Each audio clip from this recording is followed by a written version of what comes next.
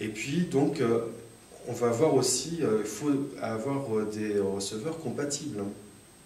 Donc, il va être compatible au niveau du groupe sanguin, mais aussi au niveau du système, ce qu'on appelle HLA, c'est-à-dire qu'on a tous en nous une carte d'identité, bien à nous, hein, qu'on a hérité de 50% de notre père et 50% de notre mère.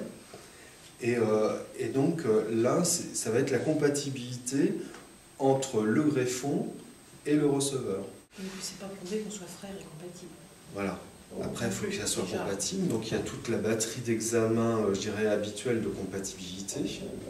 Alors, c'est vrai que vous avez peut-être entendu en ce moment, et on parle des révisions des lois de bioéthique, puisque c'est révisable tous les 5 ans.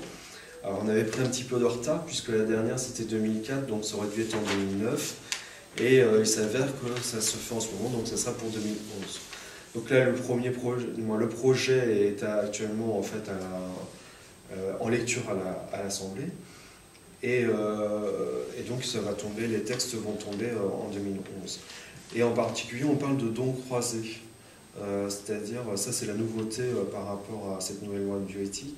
C'est-à-dire que si on parle d'un donneur A avec un receveur B, et dans une autre famille, un donneur A' avec un receveur B', mais en fait, A et B ne sont pas compatibles, et A' et B' ne sont pas compatibles.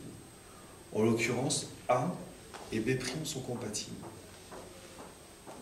Et A' avec B est compatible. Donc en fait, il est envisagé à ce qu'on croise les dons comme ça.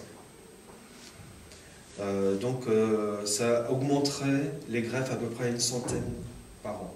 C'est pas énorme, mais en même temps, pour les greffer, c'est beaucoup.